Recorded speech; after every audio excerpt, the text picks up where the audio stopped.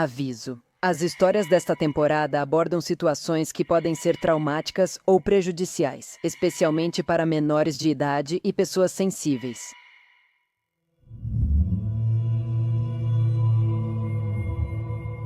O mal e a noite estão de volta.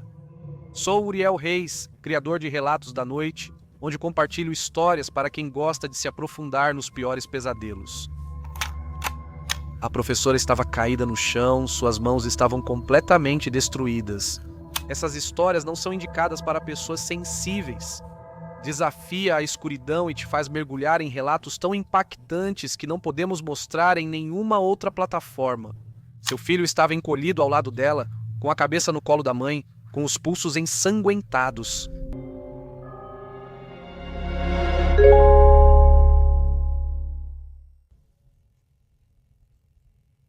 Sempre que passo por uma igreja, sinto desconforto.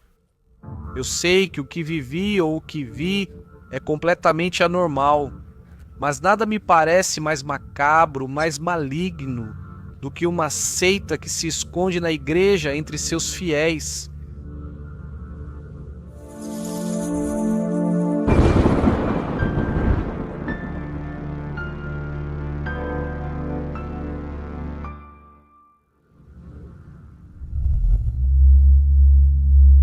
Ao perguntarmos sobre temas para o Outubro de Relatos, seitas foi um dos mais sugeridos. Cultos obscuros. E embora seja um tema delicado, um que eu não gosto tanto de abordar, recebemos histórias muito boas, muito impactantes recentemente. Então sentimos que era o momento certo para uma nova edição especial de Seitas Macabras. Comentem seus temas favoritos, pois neste mês queremos agradar vocês. É o nosso Natal, então temos que aproveitar. Vamos à primeira história. É hora de se deixar levar e se dar a oportunidade de ouvir, imaginar. Você já está ouvindo Relatos da Noite?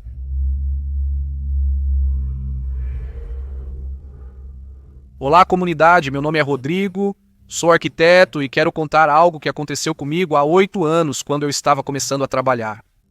Não tenho certeza de como explicar isso sem que pareça uma exageração ou como se eu tivesse perdido a cabeça, mas juro que o que vivi foi real. Naquela época, meu tio, que há anos trabalha com restauração de templos e edifícios antigos, me convidou para acompanhá-lo em um projeto em um vilarejo na Serra Norte de Puebla. O objetivo era consertar o telhado e parte das abóbadas da igreja São Bartolomeu das Cumbres. Era um vilarejo muito antigo, bonito, mas completamente isolado. Para chegar lá, era preciso pegar uma estrada de terra que ficava perigosa assim que caía a tarde. Não havia sinal de celular, nem lojas, nem nada por perto, só a floresta e as montanhas. O sacerdote que nos recebeu era um homem mais velho, de voz gentil, mas com um jeito de falar que impunha respeito, como um pai daqueles de filmes. Desde o primeiro dia, ele nos pediu algo estranho, que de jeito nenhum trabalhássemos depois do pôr do sol. A igreja precisa do seu descanso, ele disse sorrindo, mas não me pareceu nada tranquilo. Não devemos perturbar sua paz quando a noite cai. Ninguém respondeu nada, mas todos sentimos que havia algo estranho nesse aviso. Nos primeiros dias, trabalhamos sem problemas, mas o progresso era lento. Meu tio e eu estávamos preocupados com os prazos, e eu queria provar que era responsável e digno de confiança para outros projetos. No terceiro dia, por volta das 9 da noite, eu estava no quartinho de madeira com chão de terra, onde fiquei perto do vilarejo. Eu estava revisando as plantas, tinha várias coisas que podiam ser aceleradas se fossem melhor organizadas, então peguei meu caderno e decidi voltar para a igreja para anotar tudo. Eu queria agradar meu tio, e além disso pensei que esse negócio de não trabalhar à noite devia ser só uma superstição do padre. Fui para a igreja. O caminho estava completamente escuro. Quando cheguei, o templo parecia vazio, mas ao me aproximar notei algo. O som que vinha de dentro era como um murmúrio.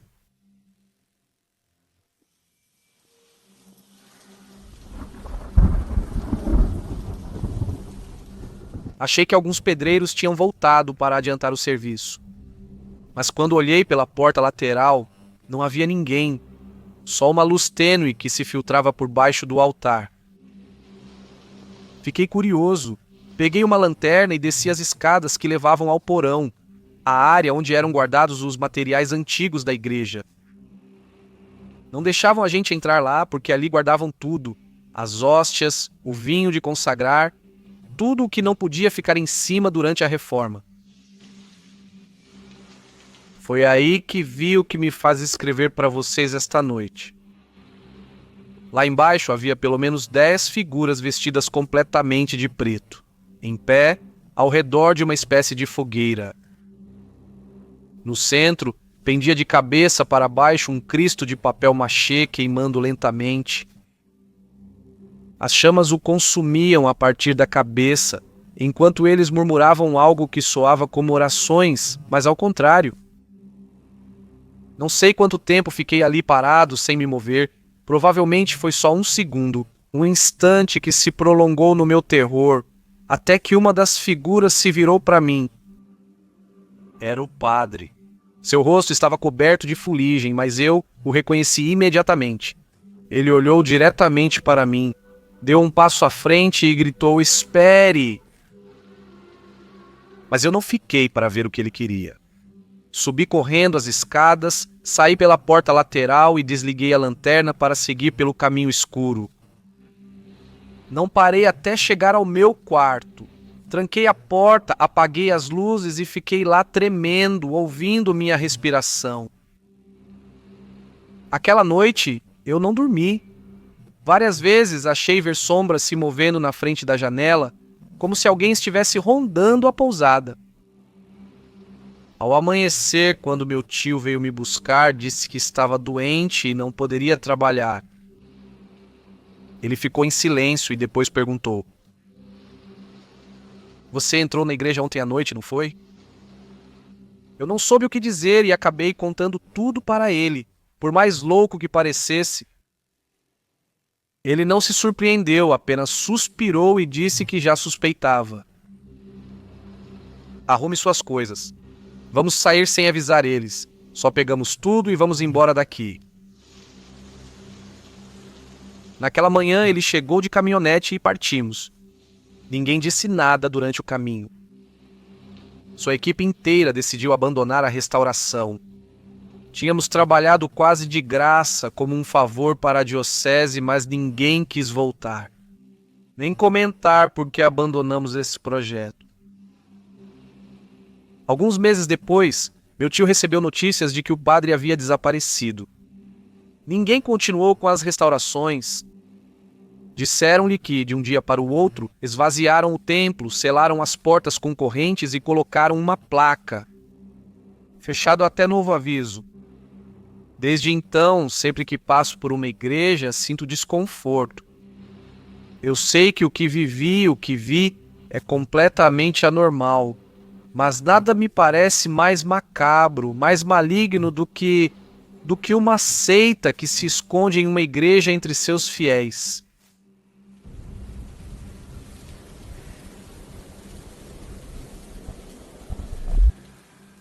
Olá, Uriel. O seu vídeo dos 2 milhões de inscritos me animou a contar algo que aconteceu comigo justamente em Querétaro. Espero que você possa ler. A única coisa que eu mudei foram os nomes das pessoas que viveram essa experiência comigo. Os locais eu deixo exatamente como estão. Nada do que vou contar está modificado ou alterado, para tornar essa história mais atraente. Os fatos narrados são os que realmente aconteceram. Devo confessar que escrevo isso com medo de que tudo isso possa me alcançar. Devido aos eventos que relatarei, tive que mudar de hábitos, tive que mudar de cidade, tive que deixar para trás uma parte da minha vida. Tudo isso acontece na aparente calma do estado de Querétaro, em um tão distante 2016. Nesse tempo, conheci meus 2 maiores amigos, Paulina Guilhem e Roman Ortega. Nos conhecemos no curso de Engenharia de Sistemas da Universidade Autônoma de Querétaro, no campus Juriquila. Primeiro éramos só Roman e eu. Nossa amizade começou como quase todas as amizades entre homens, falando sobre videogames. Tudo era apenas uma relação meramente acadêmica, até que no terceiro semestre, como por intervenção divina, chegou Paulina. Era como uma isca em um mar cheio de tubarões, a única mulher no curso de engenharia de sistemas naquela turma. E como nos tornamos amigos? Bem, Romã tinha namorada e eu era um nerd de verdade. Jamais pensei em me aproximar dela com alguma intenção romântica, então foi ela quem se aproximou da gente. Os meses passaram e formamos uma amizade incrível. Passávamos todo o tempo juntos na escola. Depois íamos para a casa da avó da Paulina, na colônia La Pradera. Ou íamos jantar com o pai do Romã, na colônia El Tintero, com quem ele morava desde que sua mãe morreu. Essa foi a nossa rotina, até que, com muito esforço e depois de aguentar a fome um dia ou outro na escola, comprei meu primeiro carro, um Zuru do ano de 2009. Um pouco velho e mal cuidado esteticamente, mas suficiente para um universitário com vontade de conquistar o mundo. Após meses de uso, finalmente tive coragem de viajar. Após várias conversas e ideias entre Paul, Romã e eu, o destino perfeito surgiu como caído do céu. Um tio do Romã possuía há alguns anos uma casa de descanso na Serra Gorda Queretana. Uma cabana rústica no meio da floresta e bem perto da, naquela época, famosa Cachoeira de Poente de Diós. Parecia o plano perfeito. A casa precisava de reparos no telhado para evitar goteiras por causa da água-neve que caía na região durante a temporada de inverno. Procuramos uma desculpa para sair, testar meu carro na estrada e curtir um ótimo fim de semana fora da cidade. Nós nos oferecemos para consertá-la. Então, sem hesitar, no máximo levaria a manhã de sábado e poderíamos aproveitar o resto do dia, o domingo e até parte da segunda-feira curtindo a casa. E assim, sem mais, no sábado às 5 da manhã já estávamos pegando a estrada rumo a esse lugar. Depois de algumas horas, dirigindo em curvas extremamente perigosas para alguém com tão pouca experiência como eu, conseguimos chegar. Com as mãos encharcadas de suor pela minha pouca habilidade ao volante. Mas chegamos. O concerto demorou além do previsto devido à garoa intermitente que impedia o trabalho contínuo. Foi por volta das 4 horas que conseguimos descer até o vilarejo para procurar algo para comer e comprar uma cerveja. Quando estávamos na única loja do vilarejo, notei um certo detalhe que, embora não fosse nada grave, me fez perceber que algo não estava certo. Enquanto Romã e Paul compravam o necessário para a noite, fiquei fora fumando um cigarro. Ao longe, a uns 40 metros, encostado em um poste, havia um homem, alguém que parecia completamente alheio ao lugar.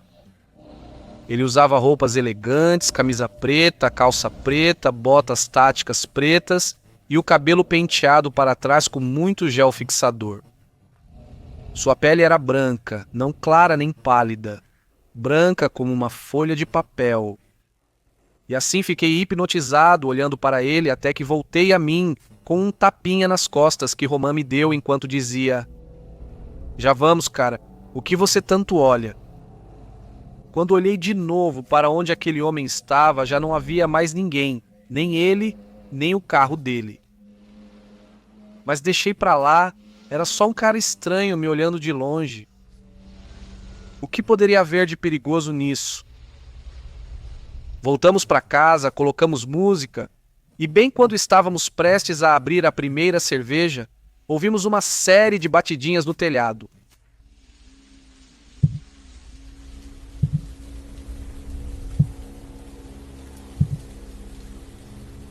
Achamos que podíamos ter deixado alguma ferramenta lá em cima, então me ofereci para subir e dar uma olhada. Mas quando eu estava prestes a sair, o mesmo padrão de batidinhas soou. Agora vindo de algum móvel da cozinha, de lá de dentro.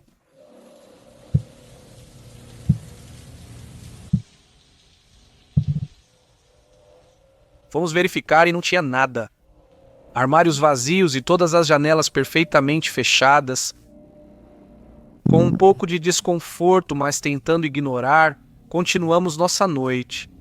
No entanto, havia algo estranho. Eu não conseguia tirar da cabeça o homem da loja e, entre cervejas e cigarros, a noite chegou ao fim. Nós nos acomodamos no único quarto da casa, com 3 camas de solteiro, e tudo corria tranquilamente.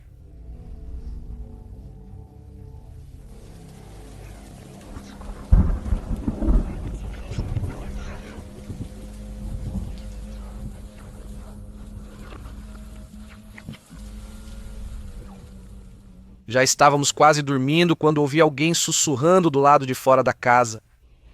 Eram sussurros altos o suficiente para que pudéssemos ouvir sem muito esforço, mas baixos o bastante para não conseguirmos entender exatamente o que diziam. Levantei-me com cuidado. Caminhei até a janela tentando espiar, sem que aquilo que estava lá fora me percebesse. Quando cheguei, vi uma dezena de silhuetas brancas a uns 10 metros da casa entre a floresta, conversando. Demorei alguns segundos para notar, mas eram aquelas silhuetas que estavam sussurrando. Mas isso não era possível. Elas estavam a pelo menos 20 metros de distância. Era impossível que eu ouvisse suas vozes, e enquanto pensava nisso, ouvi passos quase na minha frente e só consegui me jogar no chão. Havia alguém na janela. Alguém tentando olhar para dentro através do vidro quase transparente. Bati a cabeça ao me jogar no chão. Fiquei meio atordoado. Imagino que o barulho da pancada acordou o pau. Ela se levantou e, ao chegar à janela, só a vi chorando, parada. Horas depois, fiquei sabendo do que ela viu. As mesmas silhuetas que eu, mas dessa vez havia uma a mais. Parecia uma cruz de cerca de 2 metros. Essas silhuetas seguravam alguém à força, enquanto outra delas, com uma faca enorme, perfurava as mãos, os pés. O resto apenas observava imóvel. Como aquelas silhuetas crucificavam um homem que estava em completo silêncio, como se aceitasse, nu na cruz. Levantei-me aos poucos e tentei acordar Roman, mas parecia que ele tinha tomado algo que não o deixava reagir. Depois de sacudi-lo várias vezes, ele finalmente acordou. Vestimos a primeira coisa que encontramos, pegamos nossas coisas e saímos dali como um raio. Nunca havia dirigido à noite na estrada, ainda mais nessas condições e com tanta adrenalina.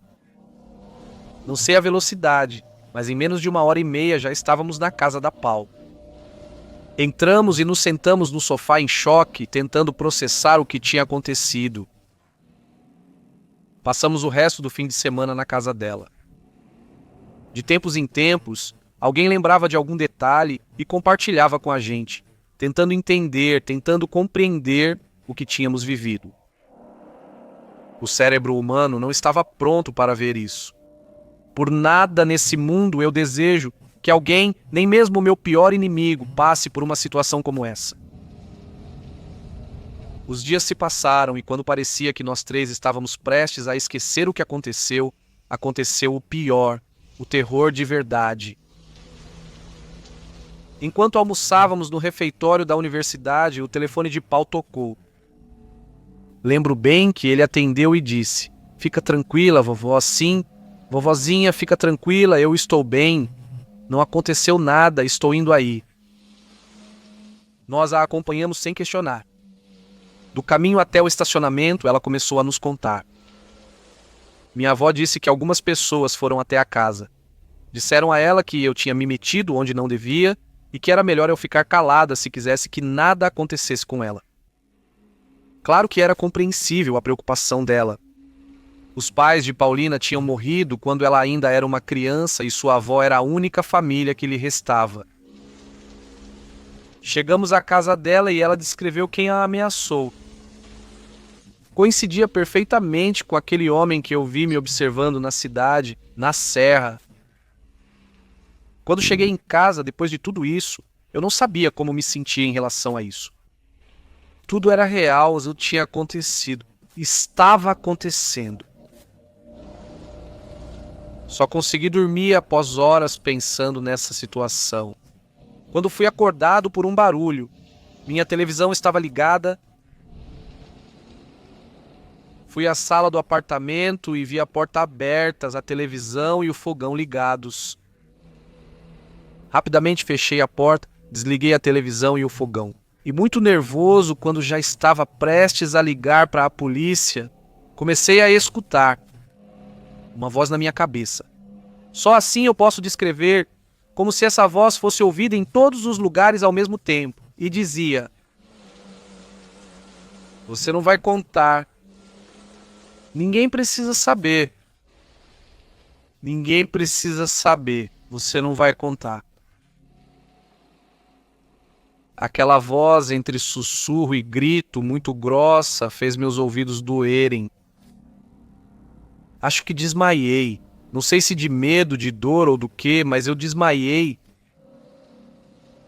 Acordei com as chamadas perdidas de Romã. Liguei de volta e quando atenderam, quem respondeu foi uma mulher. Eu disse, gaguejando: oi. Ela atendeu. "Roman, eu não vou mais brincar com você."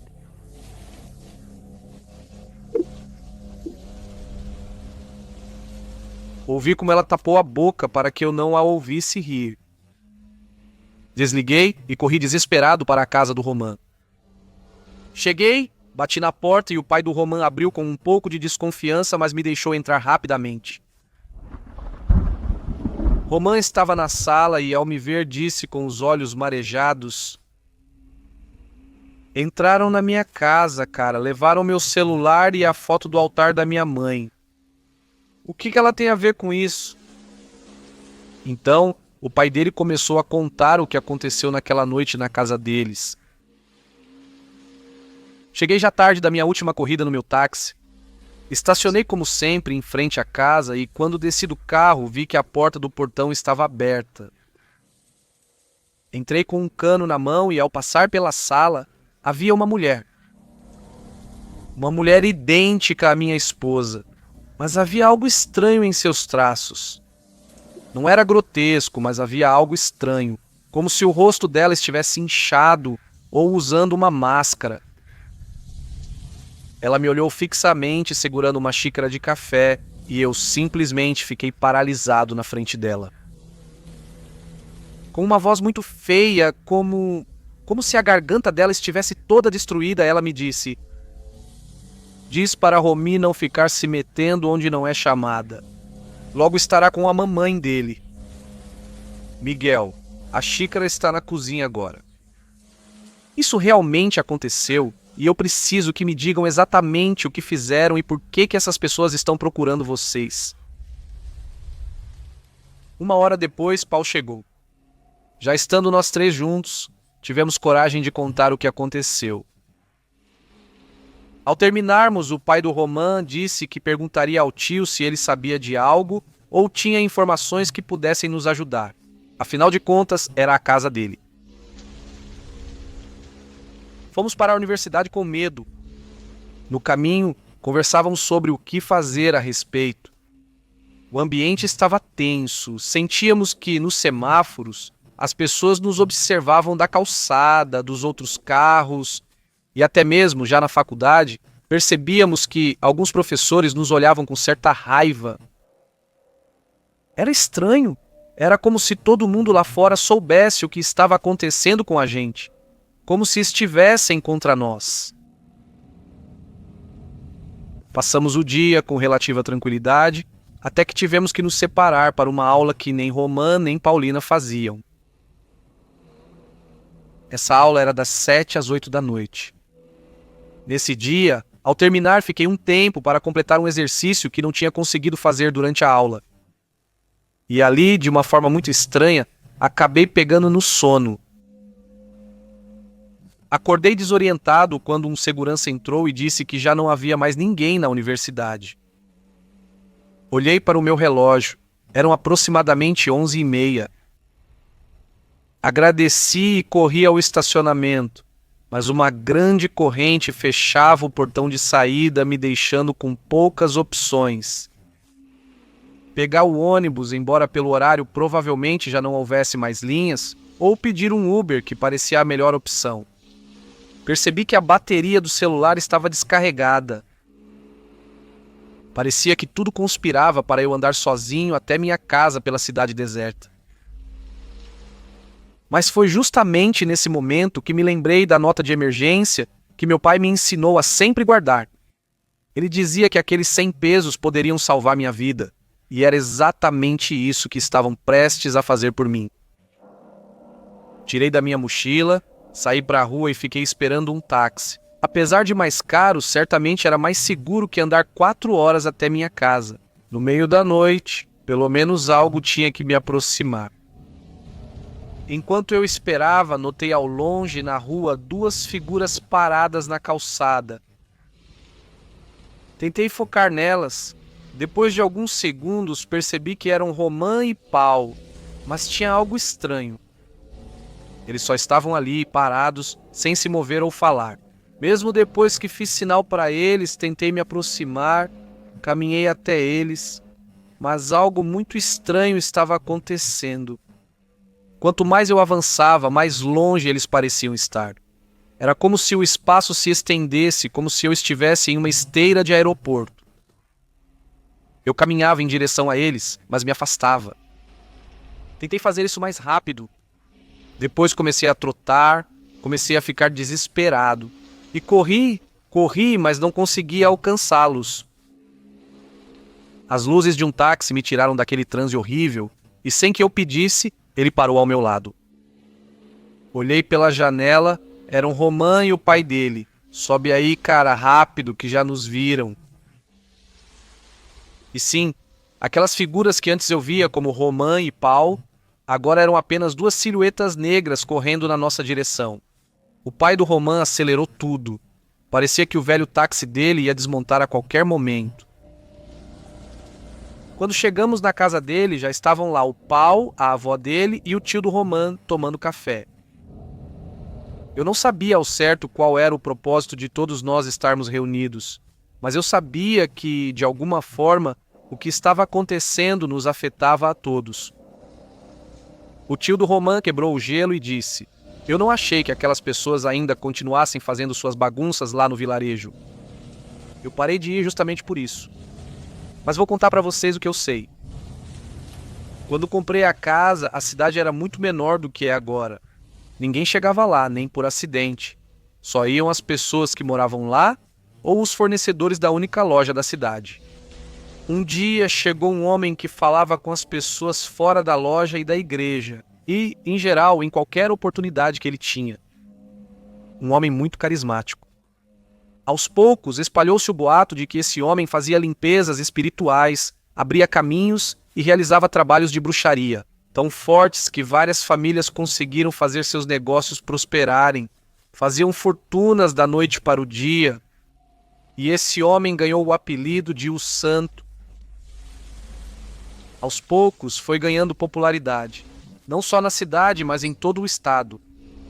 É comum ver caminhonetes de luxo indo até a casa dele no vilarejo. Até que um dia ele parou de sair. Ninguém mais o via fora da missa ou na loja, e as pessoas começaram a comentar. Alguns diziam que os ricos o tinham sequestrado. Outros garantiam que o tinham visto sair correndo de madrugada, entrando no morro. E outros, que um dia simplesmente sumiu, no ar, como se não existisse. Todo mês, sem exceção, caminhonetes de luxo continuam subindo para o morro.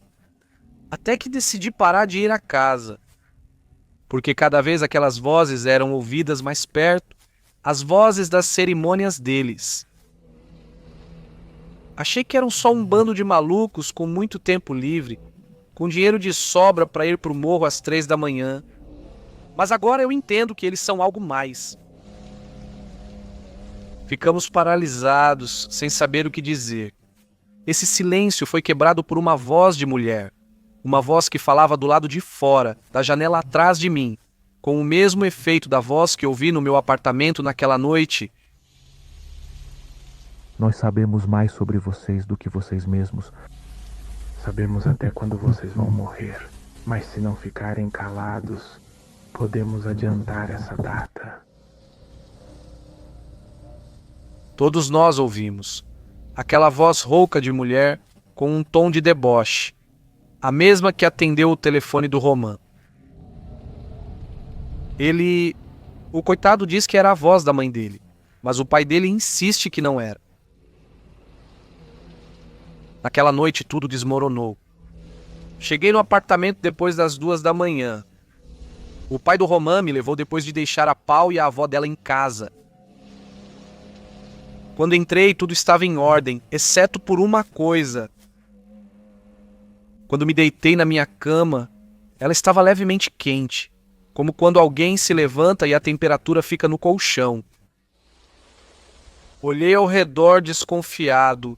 Tudo parecia em ordem, mas algo no ambiente me deixava inquieto.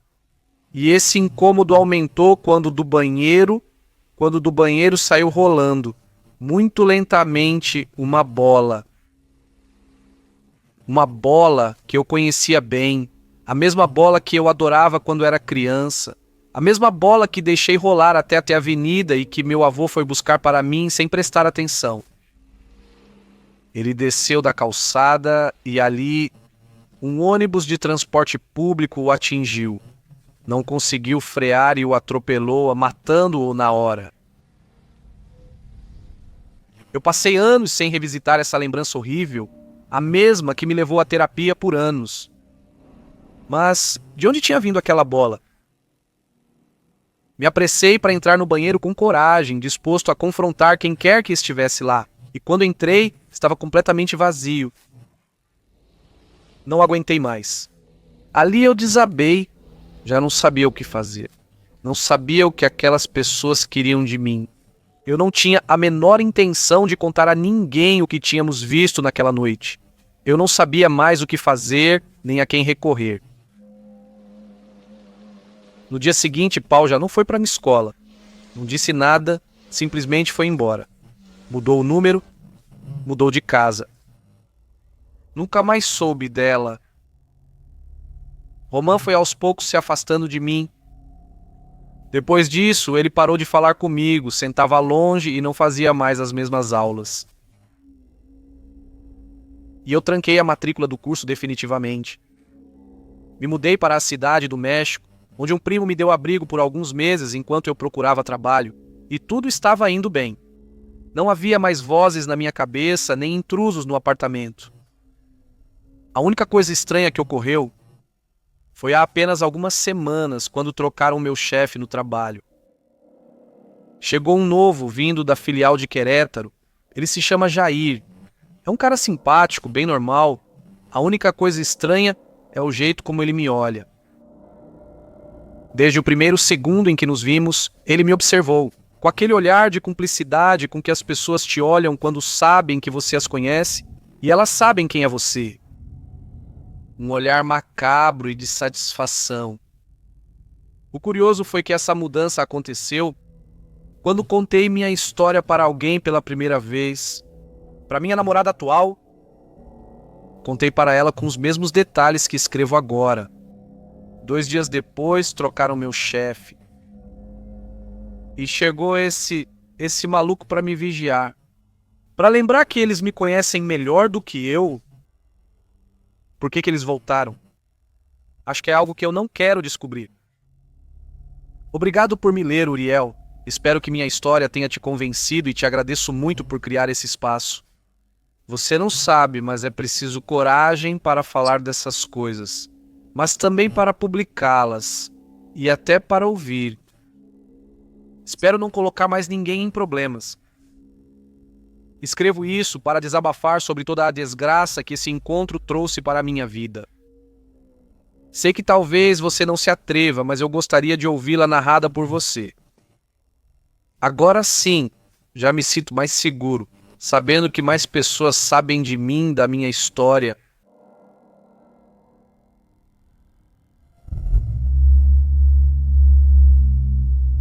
Espero que estejam tranquilas. Ainda ouvindo este episódio de um tema que, como sempre digo para vocês, me parece muito, muito macabro. Porque, mesmo que não imaginemos Todos nós temos uma seita, um culto estranho muito, muito perto. Todos nós já tivemos contato com alguém que pertence a um, e talvez seja quem menos imaginamos. Por enquanto, o que mais quero é desejar muita força para a pessoa que compartilhou a história anterior com a gente e agradecer pela confiança de compartilhar comigo, conosco, com essa comunidade. Falando nisso, agradeço muito se vocês já estão inscritos, se já se tornaram parte, e se não, este é o momento. Participe da melhor comunidade da internet e entre no grupo do Facebook, onde de verdade temos uma convivência muito bacana. Temos muitas pessoas que compartilham suas histórias com toda confiança. Ninguém se insulta, realmente existe um espírito de camaradagem. Na descrição deste episódio, vou deixar todos os links necessários para que vocês nos sigam em todos os lugares, para que compartilhem com a gente. Como vocês ouvem relatos da noite, e olha, nos próximos episódios vamos sortear mais livros do que nunca. Então fiquem ligados e não deixem de comentar em todos os episódios. Por enquanto, vamos com mais uma história. Ainda restam relatos esta noite.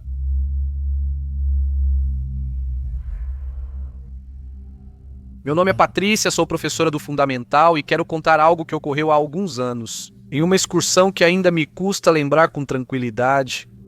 Foi em uma cidade de Guanajuato, para onde levei minha turma do 6º ano para visitar uma área histórica próxima.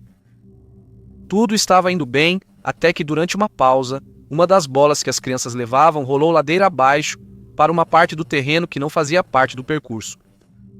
3 deles, Ivan, Maurício e Tadeu, saíram correndo atrás sem avisar ninguém.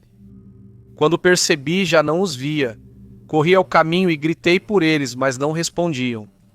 Me enfiei no meio dos arbustos e depois de um tempo ouvi as vozes deles mais abaixo.